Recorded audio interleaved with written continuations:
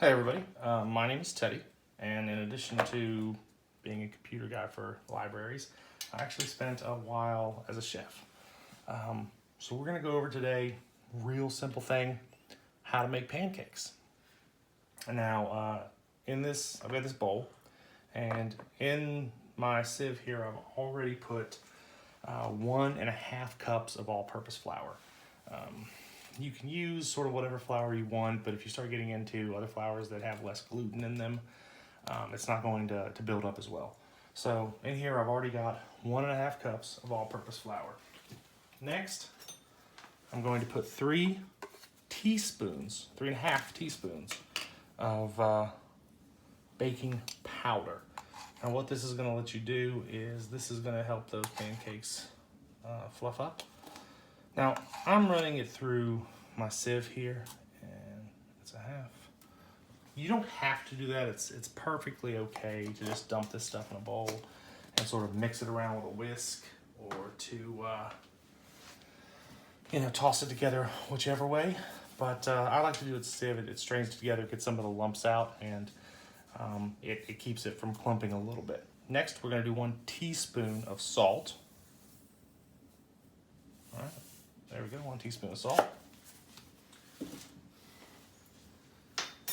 And 1 tablespoon of sugar. Now, this is perfectly optional, but you're going to get,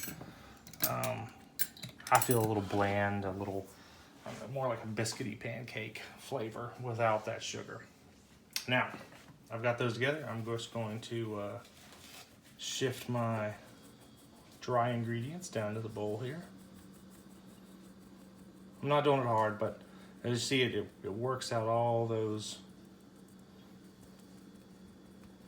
little lumps. All right, there we go. Look how pretty that is. Next, we're moving on to our wet ingredients. You want to make a little well here in the middle of your dry ingredients so they sort of pour into it. And then, see, I've got my whisk now. First, 3 tablespoons of melted butter. There we go, delicious 3 tablespoons of melted butter. Next, 1 egg beaten. Pour that beaten egg in there. Next is 1 1/4 cup of milk. Now, buttermilk works best, but a lot of us don't buy buttermilk. We're not gonna buy buttermilk just to make things. So what I've got here is whole milk that I've added 1 tablespoon of vinegar to. I like apple cider vinegar, but you can use white vinegar. Don't use balsamic, it's gonna turn your milk black. But it turns it into a consistency of buttermilk. Pour that in there. And now we're gonna shift up. Just whisk it all together. You don't want to overwork this, but you want to get it into a nice batter. You're going to have some lumps, but that's fine because it's ultimately going to bake out. Now you can do this in a pan on your stove. I've got an electric griddle over here that I am going to put these into. Now, I actually like to leave this sit for just a minute. If you let it sit, you'll start to see little air bubbles come up. And I'm gonna put it to the side now. And while we let it sit, we're gonna move over to our bacon. Now, a lot of people, bacon's simple. You fry bacon on a stove. But what I like to do is bake bacon. So, here I have bacon laid out on foil-lined baking sheets, and I'm going to stick this in the oven. The oven is not preheated. My oven is cold, and as you can see, I have 2 different selections. I have a thick cut center, and I have just sort of a regular strip of bacon. So, put these in. Again, my oven is cold. It has not been preheated. I'm using the 2 different racks. Lower racks are okay. I use the second one up and the one above it. And now that I have that, I'm going to reach over here and I'm going to set my oven. This is now I have a convection oven, but you can do this. I'm just going to use this in the bake. You set it to 375 and start. Now, by the time by the time your oven is preheated, that bacon is going to be just about perfect. It's going to be in that done but chewy range that most people like. Now I and my son, we both like crisper bacon. My son is the cameraman. Everybody say hi to my son. And we like crisper bacon. So I let it hit the 375 preheat range, and then once it's there, I will leave it a little bit longer, just another 3-4 minutes, and it starts to crisp up. Now you want to pull it out, put it onto a sheet to drain. If you want it a little less greasy, if you don't want it frying in that bacon grease, which is delicious, you can put it up on a cooling rack, or you can, and that will let the bacon drip down. So now if you come over and look at our batter, you'll see a couple of little bubbles in there. Let's get a good shot of that. Yeah, you can see where a couple of little bubbles have started to come up. That's actually good. That's sort of it off breathing. Now again, I have a griddle here. The griddle is heated to about 350 degrees. You can put butter down, butter spray, whatever. And I'm going to use a 1/4 cup measuring cup. I'm going to spray it down with some cooking spray. Again, you can wipe this down with butter, bacon grease, whatever makes you happy, or any vegan alternatives.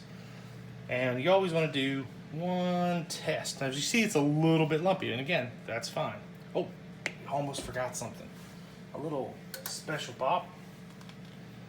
Gonna put about 2 teaspoons of vanilla extract in there. Again, that's not necessary. These are gonna make perfectly good buttermilk pancakes without that. But I like that extra little bit of flavor. And with this basic recipe, you can add just about anything to it. My daughter really likes banana pancakes, so when we get to a point where a banana, is starting to get brown and no one really wants to eat it, that's the perfect time. The brown is the sugar breaking down. So what you can do is take that here. I've got about 1/4 cup of the batter in a sprayed thing. We're gonna put it right here in our griddle. Oh yeah, hear that sizzle? It's gonna spread out on its own a bit.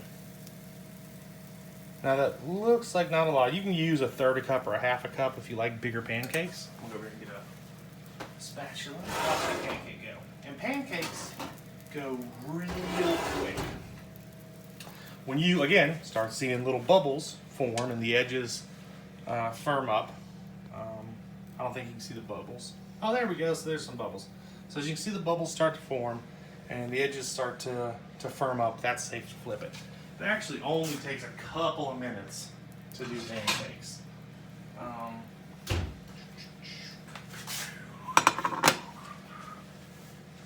Let's see. So as I was saying, this is great. If you got those bananas that have started to break down and get the brown spots, nobody really wants to eat them. Take them, smash that banana up, and just turn it into a banana. Just turn it into paste. Just smash it. You don't have to add anything to it. Smash it down into banana paste, and then dump it in this, mix it up real good, and the batter will pour out. You don't have to adjust the settings in the batter. Bam. The only thing you want to consider in adding things to this is anything that's going to add liquid. Frozen berries, fresh berries. If you add a lot of fresh berries in that berry juice is going to make it delicious, but the berry juice is going to also throw off the liquid to dry ingredients ratio. And that can make your pancake batter a little runnier. So it's going to spread your pancakes out a little more. So if you're going to put in fresh fruit, you're going to add fresh fruit in later, put about 1/4 cup less milk in. That will do it. All right, so as you can see, we are sliding real good. It's bubbled up, the edges are done. I'm going to flip it over. There we go. That is a beautiful pancake. I'm going to give it a minute or two on that side, and then it's going to be done. I'm not going to bore you with watching me make another dozen pancakes. This will make about 12 pancakes of that size. Obviously, if you move up to a 1/3 cup size, and pour them out on your griddle, you're going to get bigger pancakes and fewer pancakes. So it's entirely up to you how big and how few pancakes you want. So that is basic pancakes, and I've got bacon in the oven. It will come out, as I said, crispy at 375. That is basic breakfast there, bacon and pancakes. I hope this was helpful. Pancakes are something that are delicious. They're certainly a comfort food, and they're actually ridiculously simple. And a lot of the times, it's even better making it this way than using some of those mixes. I know certainly my family loves this better than the mixes, and I appreciate you tuning in. Thank you.